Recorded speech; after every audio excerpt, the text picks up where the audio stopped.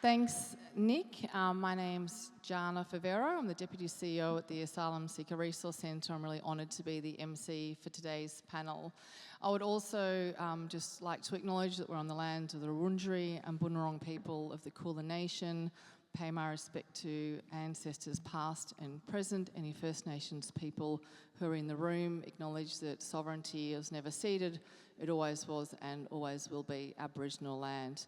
As NAIDOC Week is coming to a close, it's a perfect time to celebrate and acknowledge 50 years of Deadly, and one way that we do that at the ASRC is we pay the rent, which means that we acknowledge that we're on stolen land and pay monies that go towards traditional owners. So if anyone's looking for some way to acknowledge First Peoples and be in solidarity with that fight for justice, then I highly recommend you check out Pay the Rent.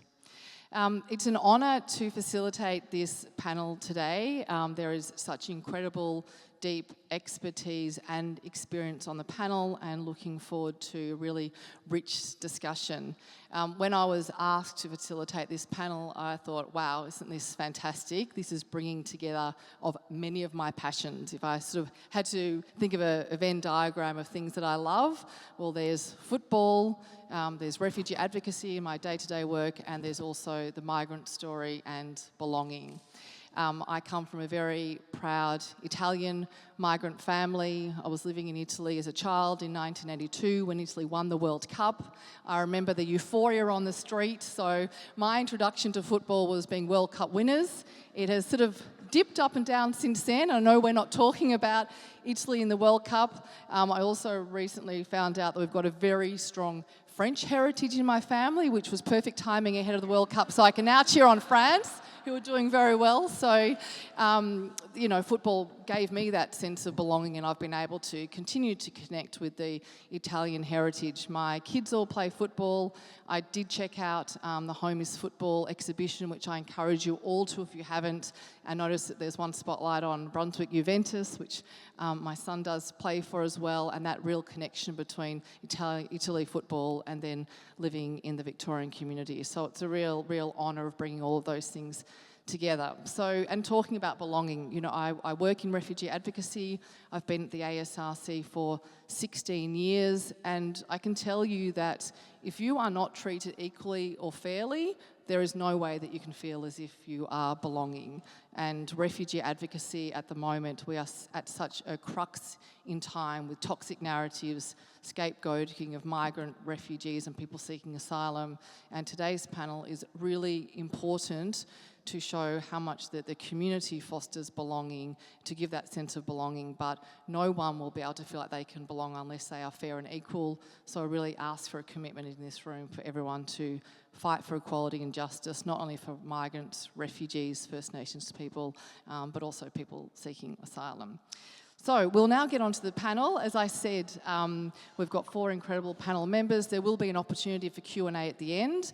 I think that not only am I a facilitator, but we also have 4 talkers on this panel, 4 extroverts, so keeping to a time limit. So panellists, I'm going to warn you that I will be strict in the time. I've got a clock, I'll use whatever I have to do. So apologies if I cut people off. It also does mean that if anyone has a very rambling question at the end, I'll probably get you to make that concise as well. But first of all, I'll introduce the panellists and then we'll jump into some questions. So I'll start with Tom. Hello, Tom. Tom Yapio, who is the founder of Football Empowerment, who is working to foster connection through football for young people in our community. Tom comes from a refugee background, having been resettled to Australia with his family, including 8 siblings, in the 90s to Adelaide, and then growing up in Victoria, and is now dedicating his time to the Victorian community and making sure that, you know, young people from diverse backgrounds can have that connection through football. Welcome, Tom. Thanks for coming. Thanks for having me. We've also got Kate Gill, who is former Matilda's captain and working in sports executive, who is also such a trailblazer in ensuring equal pay. Gender equality is also so important, and so often we don't see that in sport and football. So Kate will be here providing that perspective. So thank you, Kate.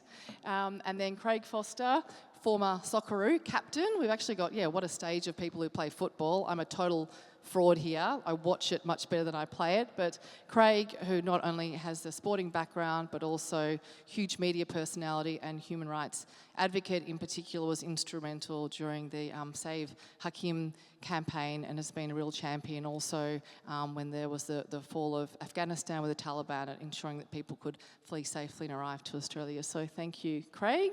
And then we have Mursal, who is co-captain of the Afghanistan women's football team, who have recently finally had world recognition again, which is such a great achievement. I have the real privilege of working with Mursal and seeing her continued work for advocacy, in particular for gender equality, and so Mursal will bring that perspective too. So thank you, Mursal.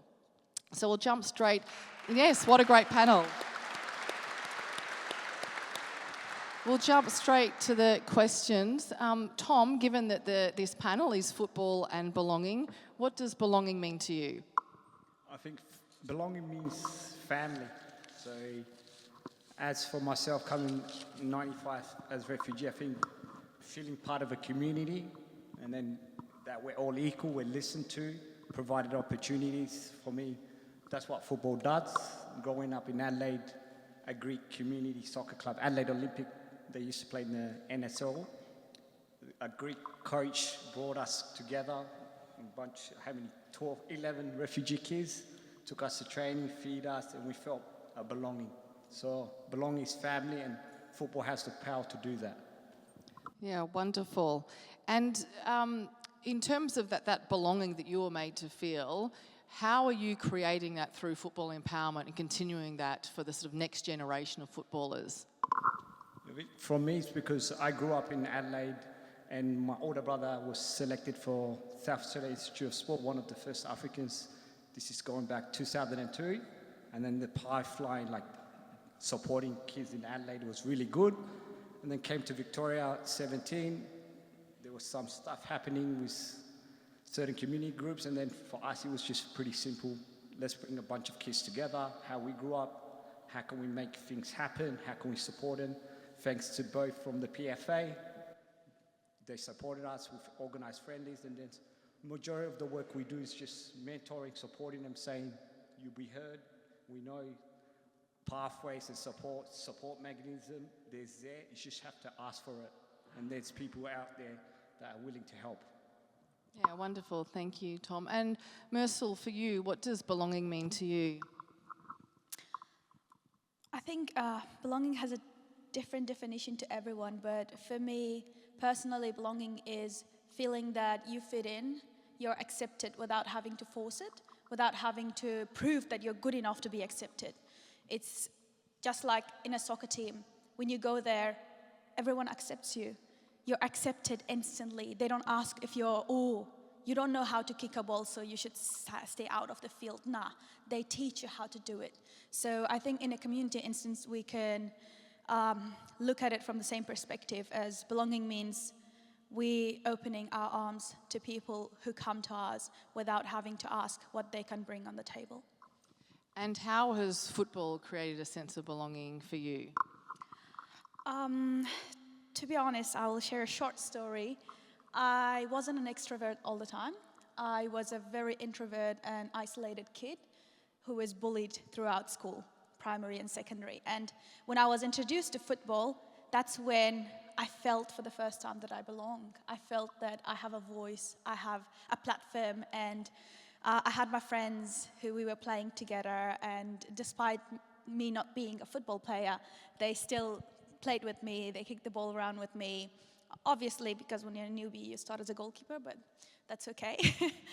After migrating to Australia, football has been that bridge that always made me feel that I belong. A home far away from home. Because before even I learned how to speak English fluently, football was talking the language. That was the only way I could communicate to the community, to the people here. Like, football saved my life. Craig, the amazing human being who's beside me, and I have the, I don't know, I feel so excited to be on the same panel as him, because he's the one who saved me and my team. He's the one who worked tirelessly despite even not knowing who Mursal is, but that was that feeling of belonging that, yeah, no matter who Mursal is, she belongs to this community, she belongs to this world, she belongs to be saved, and she deserves to live a life. So football has always been that bridge between my past and my future, and I believe that every refugee, every human being finds that sense of belonging through a sport, and for me that was football. Thank you, Mursal. And yeah, very powerful answer. And I think that it's interesting because the thing that creates belonging for you, which is football, is then being a female playing football in Afghanistan, and then with the Taliban overthrowing, that's then what caused you to have to seek asylum and to flee. So the irony of the thing that gives you the greatest sense of belonging is also what then has meant the reason that you've had to flee. But I'll go to you next, Craig, as well, just being so instrumental in advocating for the rights of refugees, and especially after the Taliban took over again in 2021. What role do you think football has in promoting belonging and also diversity and inclusion? Because I think we want to expand belonging to also be about diversity, inclusion and fairness. Yeah, that's a big question, so thanks. Great to be here. I want to commend the organisers of this as well. Kate and I were saying they showed tremendous confidence, because obviously we wanted to do this while the Socceroos were still in the World Cup, naturally. So these guys clearly thought we were going to be in the quarterfinals or beyond, so well done to you all. Sadly, we didn't get there, but it just works on so many levels. So what you heard from Mursal is what you hear from Tom as well, is that the game provides them with an outlet. The game provides them with a window for other people to see them in a different way. The game provides what Mursal called the bridge. That's obviously all very true. The game also provided visibility for these guys, for the Afghan team. So all of a sudden, the whole football community around the world could actually advocate for them, for example, or for Hakeem is another good example, because there is that sense of collective belonging. So it's not just belonging here, it's belonging in the game, and then it's belonging to the global community. And what we've seen in the World Cup this time, aside from some really funny political stuff, was basically, this global party was so well timed that the world has really responded in a very meaningful way, I think, to all of these different countries and cultures coming together. And so, in the end, I think what's happened now is the World Cup has showed a sense of human belonging, if you like, on a global level that politicians aren't able to deliver, and it's created this kind of a sense at the moment that the entire global football community, which must be at least half of the planet, I'd imagine, by the time you get through a World Cup, we have a sense of solidarity between us here and between us here that is seen on a global level that global politics, international law isn't able to create. But we can see it in the fans, and we can see it on the field, and I think that's I'm hoping that might be a bit transformative, actually. Also, I don't know how many times someone has said to me in the last 2 weeks, thank goodness for the Socceroos, because in terms of celebrating that diversity, celebrating multiculturalism, celebrating difference, because difference is actually a really great thing, but also reflecting on your time in the Socceroos and national teams. What role do they have, not just creating that sense of belonging in that collective, but being spokespeople for issues such as human rights? Well, there's actually a great documentary out at the moment. I'm sure many of you probably would have watched it if you're here and have that level of interest, called Wogball. It's on SBS. And, there's been various documentaries, and, we've got a lot of dignitaries in here. We've got Bo Bush running our PFA at the moment, who helped, you guys as well as Hakeem and everyone. We've got Johnny Didalitsa, who's former executive of that. The reason I mentioned Johnny is because he's also was a part of another documentary about belonging of football in Australia. And they're very, very powerful. And Wogball is great because what it essentially does is it says what we always believed in the game, and many of the icons now departed, my former colleagues believed, was football actually is the face of Australia, and it always has been the face of Australia. But because Australia has always struggled with our own sense of identity and immigration and the concept of migrants, and we're still having those arguments today, then football has been the conduit through which that conversation and that exclusion has occurred. And in fact, what happened during this World Cup, I think, in a way that happened with the Matildas a couple of years ago, but even more acutely because of the former refugees who were in the team, Nestri, Awamabil and others, Moture, what's happened this time is Australia has actually finally got it that the Socceroos and Matildas actually are Australia. And that couldn't be more powerful, obviously, at this particular point in time. But if you have time, go and watch the doco on SBS Wogball, because what it does is it effectively spends an hour educating people of the fact that the game has always been the barometer of what Australia looked like at any particular point. Thank you. And Kate, too, you're as a player, captain of the Matildas, big advocate for players' rights, for gender equality. What role do you think the players have in creating a sense of belonging, either for teammates but more broadly across the community?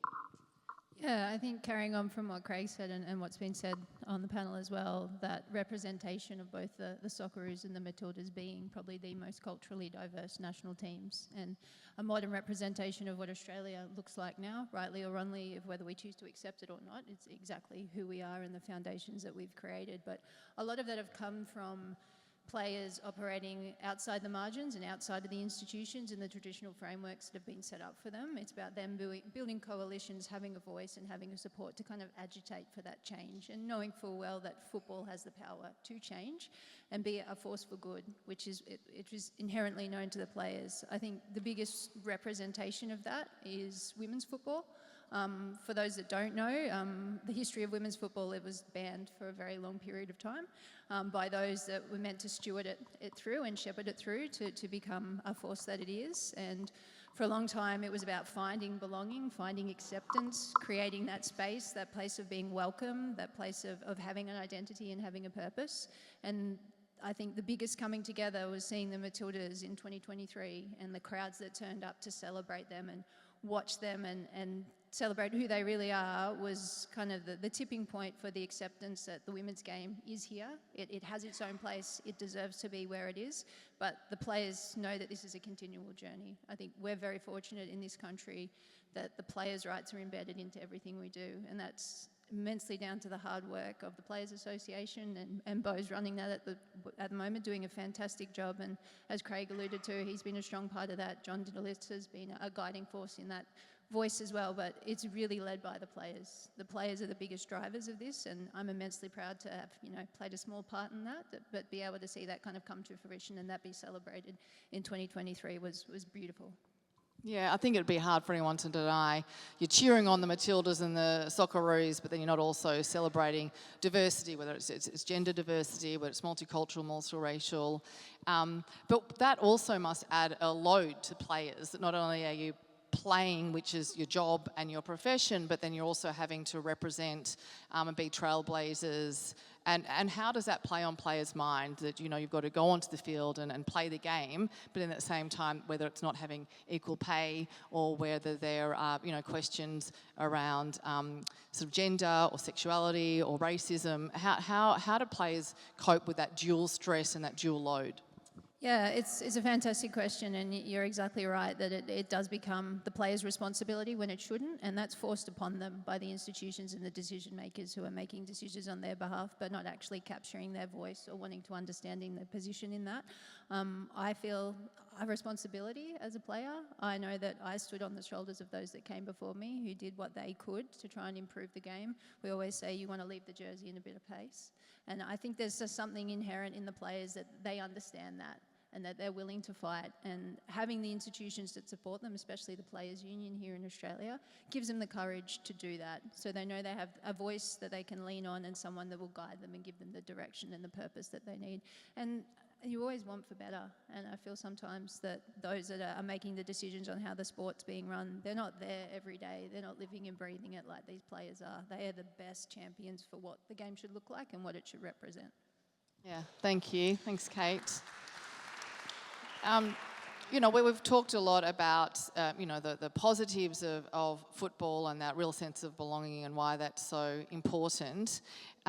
Tom, just want to talk to you about, what are the barriers to belonging? Because it's not something automatic, unfortunately. It's not that if you just join a team or when you come to, especially having to move to a new country. I mean, you were in a refugee camp and then you arrived in Adelaide, South Australia, and then to Melbourne. So there's that sense of belonging that's repeated. What have been some of those barriers to belonging and what change do you think is needed to remove some of those barriers? I think the main barriers is accessibility and affordability. Like growing up for me, I have 5 brothers and 3 sisters, and the Greek club, I go back to Adelaide Olympic, the coaches supported us, took us to training because our parents couldn't drive, they're new to the country, and then just connecting with the broader community. And there's great people in communities doing fantastic things that drop off. And then finance, I'd say we've talked about it, but just ways of how can we make it not a barrier for participation. And then now soccer is becoming like a rich man's sport. Like back then we couldn't play tennis or golf because it costs more. And now soccer is becoming in that sense where we're losing potential Socceroos, Matildas, just because the barriers and parents can't afford it. And then you go to a movies, you pay concession rate. You go to anywhere, you're paying concession rate. When in soccer, there's no means test to families. And then that way, the kids will lose connection to the broader community. And the soccer clubs lose connection to that community group and stuff like that. I think finance, but there's ways to tackle that. It's just coming in a room or there's great clubs that do it, so there's a lot of good clubs that actually subsidise thingy. It's like best practice. How does that club do it well? How can we replicate it? Yeah. Yeah, I know, personally, like my kids started Auskick and it cost $50, but then they got letters about what mortgage their parents should have because of all of the sponsorship, whereas, football, I think it's about $1,500. So it really is cost prohibitive. So what are your ideas for overcoming some of those barriers to belonging? And what's the responsibility of some of the institutions in terms of helping overcome that, such as cost barriers? I think just, I guess, like a means test. If you have a concession rate, you pay this fee. And if you're 2 parents working full-time, you pay the full amount. So I say it's easy to fix, but clubs have costs and everything related to it. But I guess to grow the game, we're missing out potential Socceroos, Matildas. And look at France, look anywhere around the world, soccer is pretty much free and they support. It's not to play system. Let's not be like America, And in America, even though they go to college sport, they got their education free and based on their talent. And then in Australia, we're missing out potential successful human beings, regardless of the soccer. If they're involved in the sport, they become good citizens. Any sector in the employment they can get. It's just at, say, 12 to 16. If they're not participating in a community group, they're not learning off each other. My oldest friends are Greek and Italian guys from Adelaide, 25 years I've known them. And we still have that good, and it's just purely based on playing soccer together when we were 10, 12 years old. Yeah, thank you. Thanks, Tom. Mursal, I'll ask you the same question about what are some of those barriers to belonging, especially in football, and what ideas have you got for overcoming them? Before I come to this panel, I had a discussion with my club and the girls who are playing with me, and I was like, hey girls, I have this panel, what do you think are some of the barriers? Because I don't want to only represent me, but I'm there to be the representation of all women, because belonging is not only for some of us, it's for all of us. And I agree totally with Tom. Affordability is a huge challenge because some of them were like, you know what, the cost is too much. And we're wondering why we're not making to the quarterfinals or why we're not making to the finals, because it's about who can afford to become a soccer player, not who has the talent to become a soccer player. We're missing out on a lot of talents because they can't afford it. When I came here first in 2021, like end of the year, and in 2022, I was privileged enough to be connected to Melbourne Victory Football Club through Craig, and for the 3 seasons that I played there, I didn't have to pay anything, and it was very affordable for me to play as a refugee, a teenager who was in Australia by herself, no family, no relatives, no friends, no one, to be able to still participate and feel belonged and play. But so many people don't get that privilege. So many refugees are not as privileged to have a platform and to be there and to afford to play. And that's a huge issue that we really need to focus as football federations or associations or government bodies to decide on how we can make it more accessible and affordable for people, because we're losing a lot of talents. And the other challenge is when you go higher up the ladder. So the second topic that was discussed is the fact that we don't give our youth enough opportunities. For example, when it's halfway through the season in NPL, which is the National Premier Leagues, the A-League season finishes and the players drop to NPL. And what that does is the clubs then let go of some of the players because they want the good ones, obviously, to be in their team. And then these ones, halfway through the season, are left with no team. And it has happened to so many players that I'm in touch with. And then they're like, it's very expensive. We managed to pay it, like, I asked my parents to pay half of it, and I've paid the other half or something. But then halfway through the season, the club is like, oh, sorry, we have to let go of you because we have an A-League player dropping down to the NPL. So I think there needs to be a limitation of how many players we can get to that level and how many opportunities we're providing to our younger players, our younger generation, to go up there and to show off their talents and, you know, to become the next Kates or next Craigs and create that perfect image of what soccer and what football brings to our community. Thank you. Yeah, we've obviously got a panel of footballers, but also advocates. So I can see a couple of campaigns here ready to go. So, sort of Craig, from your point of views, are there any ways, or what are they, that football can do better in creating that sense of belonging and overcoming those barriers to belonging, and you know, broadening it out to diversity and inclusion as well? Yeah, so, I mean, what the guys have said is absolutely right. The thing I would like to focus on is this, is that obviously for those of us who have been involved in the game at a kind of governance level for decades as well, you know, we see the Australian sporting ecosystem, and, you know, there's always a hunger from all the various sports for sports funding, you know, into schools or, you know, these whole range of things. And what I think Australia has finally come to terms with in this most recent World Cup is that actually our national teams and the game of football is the only real time in modern Australia when we actually come together as an entire country. And so when 05 happened and the boys got past Uruguay, that's been voted as the most, you know, incredible sporting moment in Australian history. And it was.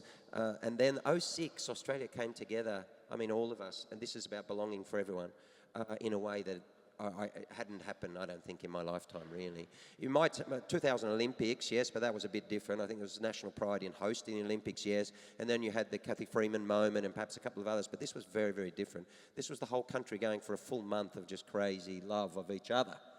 And that's different. I remember walking out of the 05 Uruguay game, and I was walking along with Les Murray, and an Indonesian-Australian elderly man, must have been in his 70s, was crying, and he came up to say hello, and like everyone was crying. It was like, this is crazy. And he said, oh my God, this is the first time I truly feel Australian. I never forgot that comment. And I said to him, what do you mean? Like, how long have you been here? Or like, what's the backstory? And he said, oh, I've been here 40 years. He goes, but I love football, and nothing else really speaks to me. This is the first time that actually I had green and gold, and I had a flag, and I actually genuinely felt I was equal to everyone else.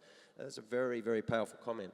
And I think since our recent history in the last 20 years, exactly then, demonstrate that even more strongly. The Matildas in 2023 was 11 million people watching. But it wasn't just watching, it was feeling something. It was feeling that we are actually all supporting this together, and no one was looking aside and saying, oh, where are you from? Or where did you used to come from? Or, you know, or what do you eat? Or what do you believe? It's just like, oh, wow, this is amazing. Those moments are very rare in contemporary Australian history, with everyone trying to pull everyone in all, you know, directions. And so now this World Cup did it again. So the reason I tell that story is because I think that football is different. That's clear. I think it's become clear to Australia. And so I think Australia should be investing in the game, in the kids, for the reasons not just to go and win World Cups and be competitive, which I would love that to happen, but actually because we need it for Australia. Because what Mursal has been saying is through football, I was the same as everyone else in Australia, because when the ball came out, we're just players. And no one asked me about my backstory, my religion, or my ancestry. That should be Australia. We think that should be Australia. And therefore, football is producing that for us. So I think the game has never been acknowledged for the profound way in which it has facilitated integration, not assimilation, integration of Australian multicultural groups in this country over the last 60 plus years, because the game has never been supported by the large media organisation. It doesn't want to tell that story. That's what Wogball is about. What football has done in putting every Australian child and every Australian cultural background person together is unbelievable in the history of Australia, right? So therefore, going forward, isn't that what we want more of? Yeah, that's what we need as a country. Therefore, what I think is that, and I come back to access finally, is access should be provided for every child on the basis that it's good for them, it's good for all the kids around them, it's good for belonging, it's good for understanding and what we call inclusion, so all the kids are playing, and it's also good not just for those kids, but it's good in 25 years' time for every Australian who watches those kids go and take on the world on our behalf. Great. It's that story really reminds me. We've luckily, I work in a very multicultural organisation. We've got all the screens on showing the World Cup at the moment, which is fantastic. And a Pakistani Australian colleague, I bought him a Socceroo scarf because he also said the same thing. He said, wearing this scarf was the first time I really feel like I'm Australian. And we went into a local cafe in Footscray, Ethiopian cafe, and in walked another guy who was a Greek background. And because my colleague had the Socceroo scarf on, he gave him a free coffee because he just said, we're all the same here, which is exactly what you're speaking to. So my question then is, that happens and we get that sense on a national level, Craig, like people feel and they see themselves reflected in the Socceroos and the Matildas. But we have a domestic league as well, the men's and women's. You ask most kids, who's your team, and they will give you a Premier League team, a Serie A team, a La Liga team. How do we get that same sense of belonging from our domestic league? That's a good question. Sorry, and that's actually not even one I pre-prepared. I just thought of it on the spot, so sorry. Yeah, no, that's a different panel. That's a different panel. But, yeah, that's a long conversation. But the thing is, okay, that's an ongoing challenge for the game. That's true. I think the most important thing is... the other point I wanted to just make, Jana, as well, is that sport is the greatest window to the heart of Australia, in fact, to most nations. If you watch the World Cup, you'll actually see how people really act in a lot of ways, thanks to Trump, And so what happens is, but it also actually is not the solution. It's just like a crucible, And so it's a bit of a magnifying glass. So in other words, just what we need to acknowledge in this room on this panel is that just because Nestor Irankunda is loved as a Socceroo, it doesn't mean that his community is loved. And so belonging in sport has limits. And that's why I think the investment in football is important, because what football can do is extend those limits. So every community, the Burundi Australian community, or, the Sudanese Australian community, with Awe or whatever it is exactly, they're very well aware, as we are in refugee communities, that there are good refugees and so-called bad refugees. There is acceptance and then there's non-acceptance. So Les Murray was loved Australian as a Hungarian refugee, but then we put other refugees on Manus Island and kill them. So that's the dilemma that we need to work through. And in football, in sport, we like to promote, the nature of our inclusion, and that's fair enough, but there is a line where the sport won't step over. And I always say that football should be more brave all sports should, but most of them are too close to the power systems in the country. We're a game that was excluded because of immigration. So we're the perfect game to do what should be done, which is to push back all the time. So in other words, when Nestari's community is vilified, it should be us that say no. That's the difference. Otherwise, we are allowing this sense of belonging to only be so long, like a rubber band. And then when one nation starts to get stuck into communities, sports go, oh, well, geez, we don't want to get political. But we've got Nestari on every, Commonwealth Bank,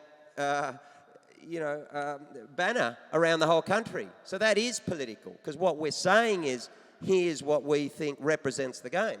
If we're going to do that, then we have a responsibility to also say, well, we're going to back Nestari up in every way, and we're going to really fight for that vision of Australia.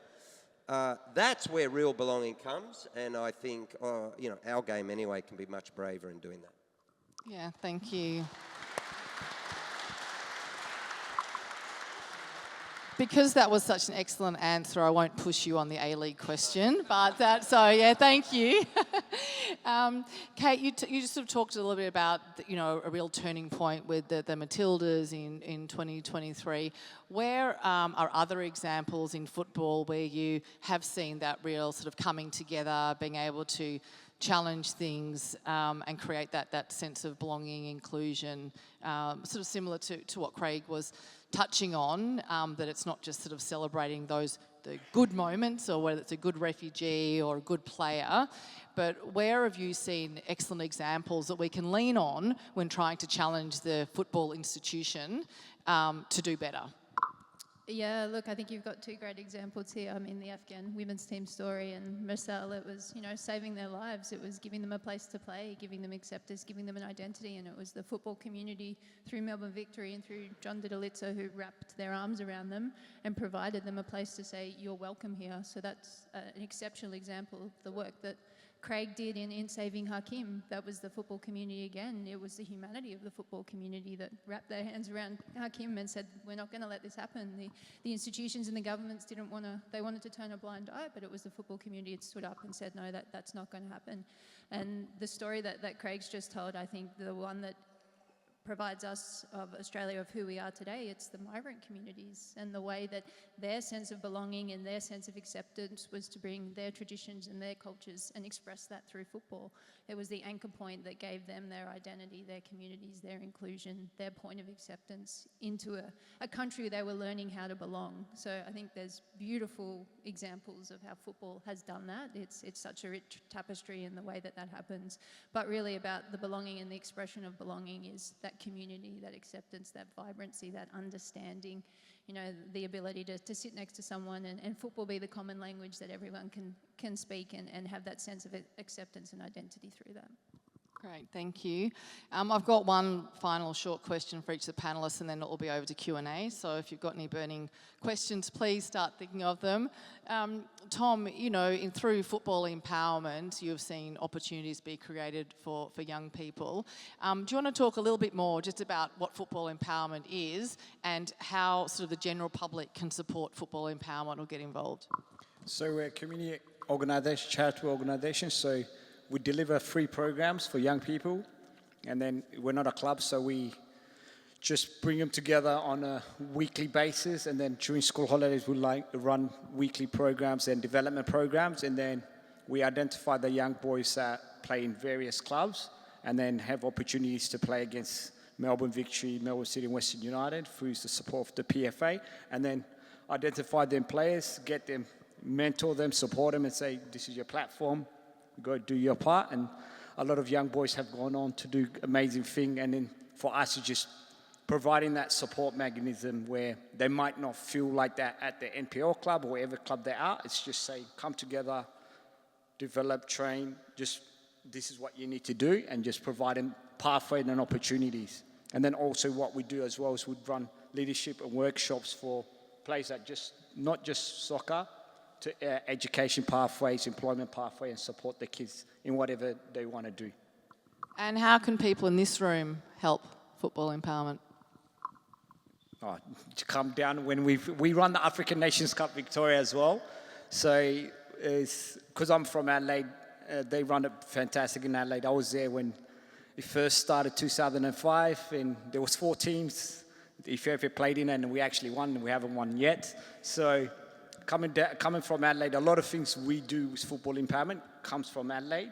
And so we deliver the African Nations Cup here in Victoria, and then we have 16 to 20 teams. We've got a team coming from Albury Wodonga, a refugee team, actually new team that actually travels 3 hours to come and play.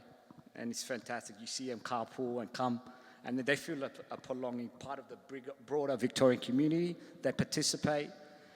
And it's been great because there's 20 different community groups coming and playing and representing your nation. And we showcase it on YouTube, and also we've had the finals at Green Gully Reserve last year, and then just how can we grow that every year bigger to better things. And then through that, when we first started that tournament, it's like there's so many talented players, how can we put them together and actually support them to pursue their football careers?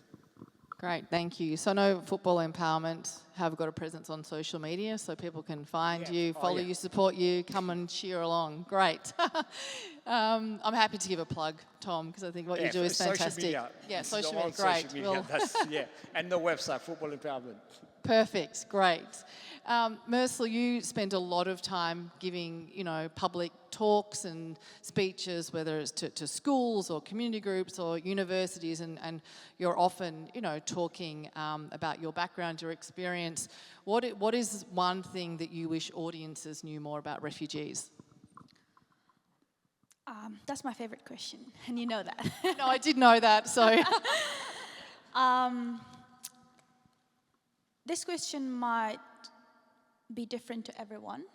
For me, I would love everyone to know that we're not only refugees, that's only a chapter of our lives. And that's not because we loved to leave everything we want and go to a new place to be like, I love the weather here. No, man. It's because there's a force behind it. If we stay, we die. We gotta go somewhere else. And being a refugee is just a chapter of our lives. I want everyone to know that aside from that, we are someone's wife, someone's daughter or son, someone's husband, someone's father, someone's mother. And we don't want sympathy.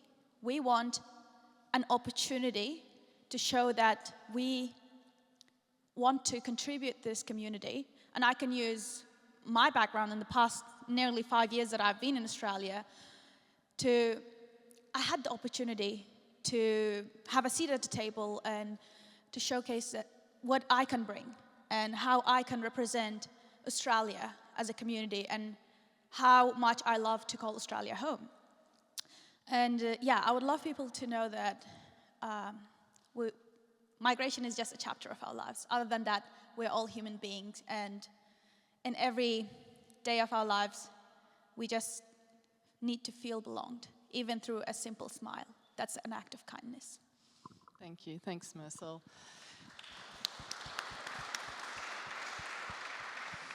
Craig, just following up on your point about, the responsibility of the collective community and football fans in particular, that if you're going to, celebrate Nestori or Kunda goal, then you need to support their community when they're under attack. And boy, are refugee communities under attack at the moment.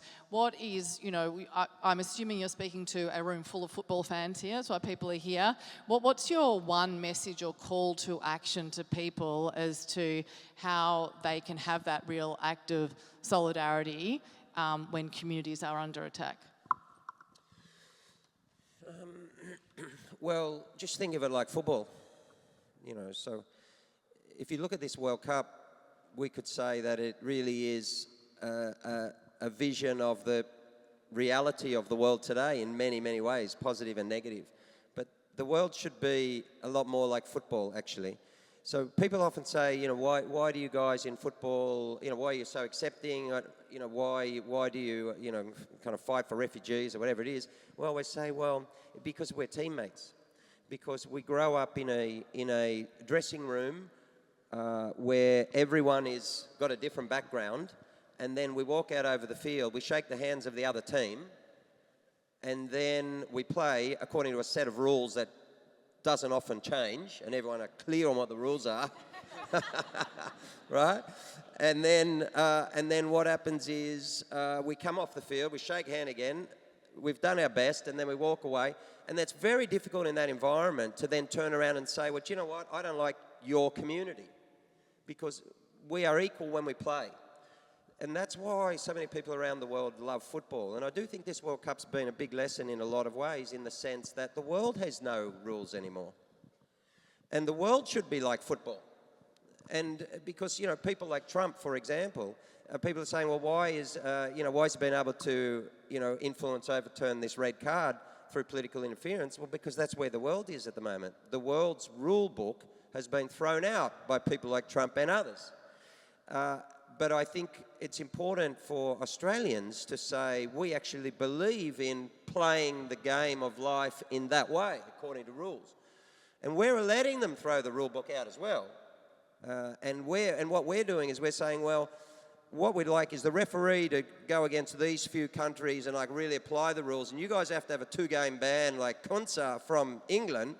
But over here, these countries, we reckon, no, if Trumpy gets involved, we're happy for your red card to be suspended for 12 months, right? So we're doing the same thing as a country. That really is, I think the World Cup is very much a metaphor for where the world is at the moment. And what I'm so pleased about is so many billions of people around the world loved it, pushed back against this stuff, and I just hope that they, come out of it with a real idea that, if you are equal on the field, you must be equal off the field. And that, I think, should be the same in Australian life. Thank you. Yeah, strong message of equality, Thank you. Kate, what's been your proudest football moment? What a question. Got a bit of pressure being the last question. Proudest football moment.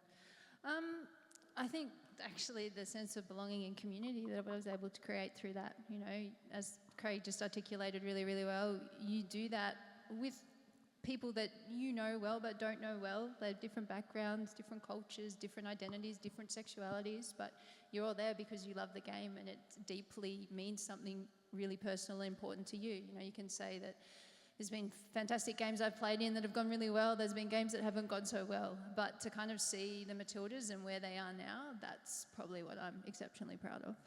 Yeah, thank you. So now it's over to you for questions. We have got a roving mic, so don't be shy. I know I've asked a lot of questions, some that were unscripted, but please put your hand up, and if anyone has any questions, yep, just got one over the back there. And sorry as I point to people or if I describe you by what you're wearing, sorry, it's just so they can see. Yeah, if you just want to say your name and your question. Yeah, hi, my name's Kate. I actually work in sport. So I wanted to ask a couple of things, and one of them is the first thing that I try to instill in my kids in any of the sports that I work with is what you walk past is what you're willing to accept. So think about it. Are you willing to accept people doing this and people behaving like this? If not, then you need to be the one that stands up. So for me, it's about empowering these kids to have that ability to say, no, I don't like this. You need to stop it. So that's one thing. The other thing that I was thinking about is, so I'm actually on the stakeholder group that created the Get Active Kids vouchers here in Melbourne, or here in Victoria. So are we finding that all of the community clubs are actually signing on for this and then using that per child, or would it be better for us to say, hey, look, you've got a club that's got 50 kids, so rather than each child applying for the Get Active Kids voucher, would it be better that the club applies? Tom, do you want to start with that one? There are some clubs that actually do it like mail to satellite and some clubs, but some clubs don't actually promote that. And then I think a lot of parents don't know of it.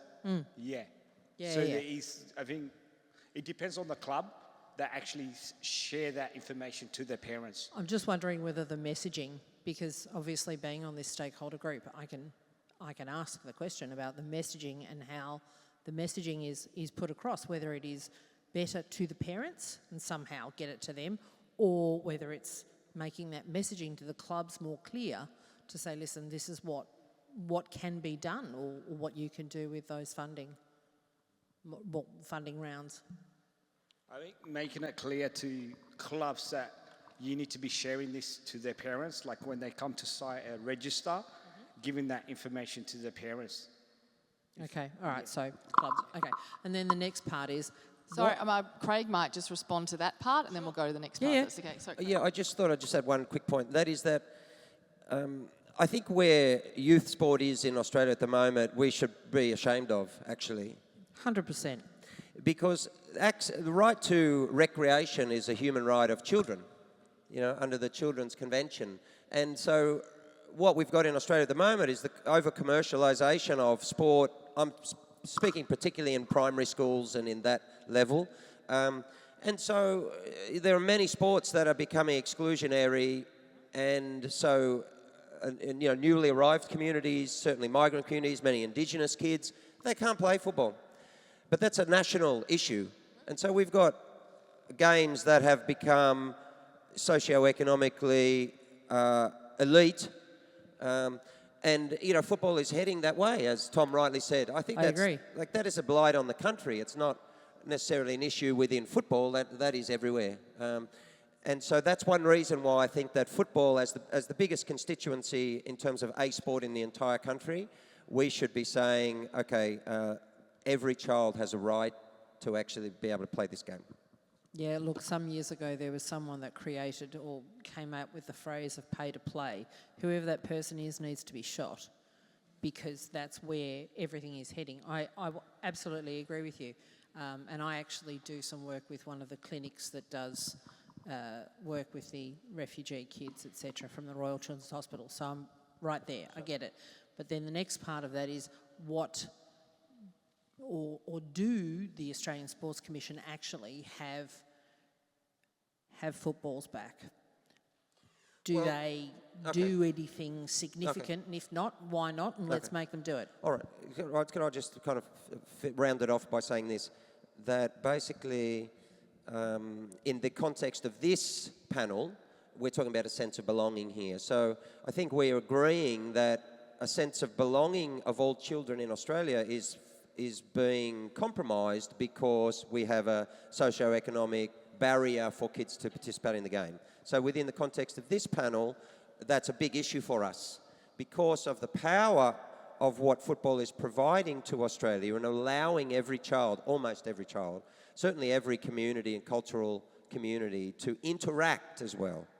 And let's not understate in any way the importance, not just the power, of religious groups interacting as well through the game of football.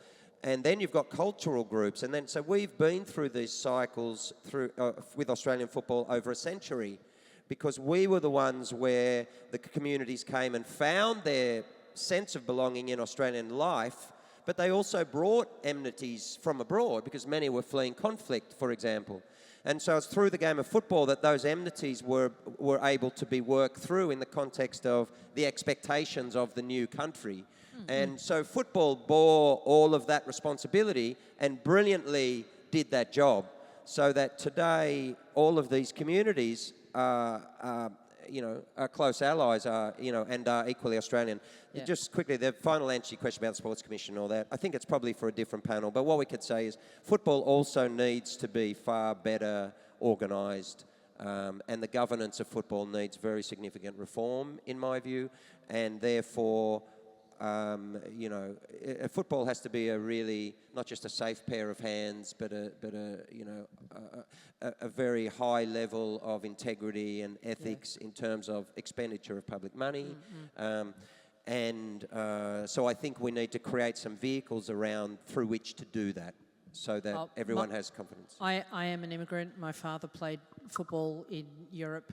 My family friends, my uncle's best mate was Pushkosh Fadans. So I understand how all of that sort of worked for me as a kid. And for me as a kid, Kate, you managed to be able to play football when you were older. I was 10 and told, no, you're a girl, out you go. So I'm entirely wonderful that you guys have managed to do that. So for me, I understand this sense of belonging, but obviously to try and extend that sense of belonging would be me as someone who is in governance, etc., would want to know. What do I do? How do I fix it? Thank you. Just another question here. Thanks, Kia. Hi, I'm Matt, and thank you for the presentation today. A bit of background, so my family emigrated from the Netherlands in the late 50s and settled in Hamilton in regional Victoria. For them to belong, they actually had to pretty much denounce their culture to actually fit in. There was no football, there was none of that. I guess the question that I have now is, obviously with the, you say about the governance issues, the FA, there's obviously been a lot of work that they have done in the early 2000s with new football to, I guess, rid the game of those cultural clubs, and a lot of them have, you know, found, I guess, a new purpose in the NPL system and things like that.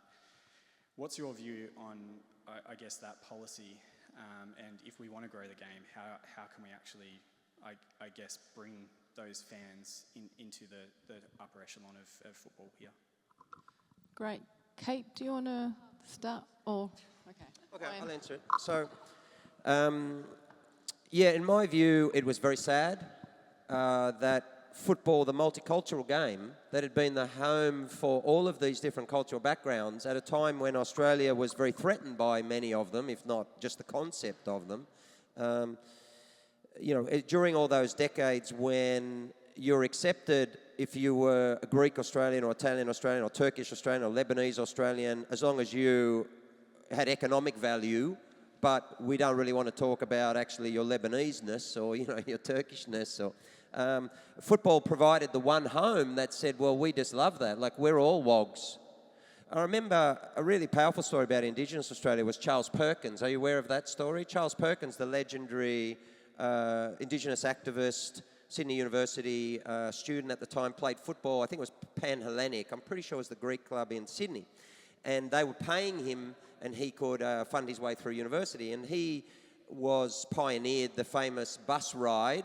Might have been 65, but don't quote me. And when they took the bus ride up the north coast of New South Wales, stopping at small and going to swimming pools and the like from which they were excluded. And anyway, what happened when he was a young man, along with John Moriarty, another Stolen Generation legendary Indigenous player, first Indigenous player actually selected for Australia in mid-60s, they went along to some AFL training, or they were playing in the school or something, and the AFL club said, can you guys come along? You know, you black fellas look like really good talent, and so come along to the training. And they said, yeah, that'd be great, we'd love to. So they went along to the training, and they had no boots or whatever, but they had the stuff to wear. And then they said, where's the change room? And they started to walk towards the change room, all the players going in, and the officials of the club said, oh no, sorry, you guys don't go in there, that's your change room over there. Right. And so John Moriarty and Charles Perkins said, no, mate, we're not going there, we're leaving. So who became their sporting home? Well, it was a club by the name of Adelaide City Juventus, which was an Italian community club in Adelaide, for which I formerly played, and became a legendary club, I think 3 NSL titles, became known as Adelaide City. And that was the Italian community. And the Italian community said to them, hey, you guys are really good sporting talent, come over here. And then they said, oh, you know, we okay to go in here? And they said, yeah, don't worry, we're all wogs here in Australia. And that's the story of wog ball. It's like, of course, you know, and what they were saying to them is, you Indigenous fellas, you're outsiders in your own country, and we're outsiders in your country. That's what they said to them. So they said, we're together, we're the same. That's a beautiful, I think, story of actually what football does. That's how we think about it, right? And so, so after all that, telling that anecdote, I completely forgot your question. That's okay. I am. Sorry, I forgot your question. Oh, it's like everyone was looking very comfortable here. I was going to keep going, but I am getting a wind up. So anyway, when the league was redone, it's very sad that because of that history, and that's the heart of our game, that Frank Lowy himself, I think a refugee, but certainly a Jewish immigrant into Australia, that he felt it necessary, particularly to come from him, I always feel is very, very sad, that he said, there's no Greekness, there's no this, there's just Australian. so no history of the clubs. And so we started all these new clubs with no cultural ancestry whatsoever. And now we have Wogball documentaries trumpeting that. I think there's a discord there, which showed that football, it makes sense. At a certain point, in order to be commercially successful, football even shed its own skin. That's the reality. And now we've grown back into it. That's the truth of the matter.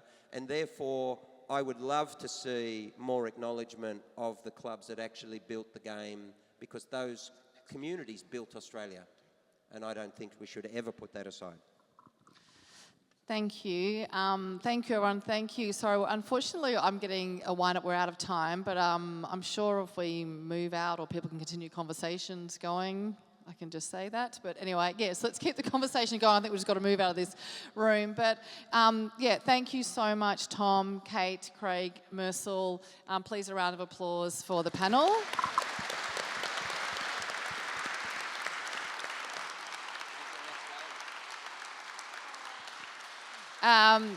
Yeah, thank you.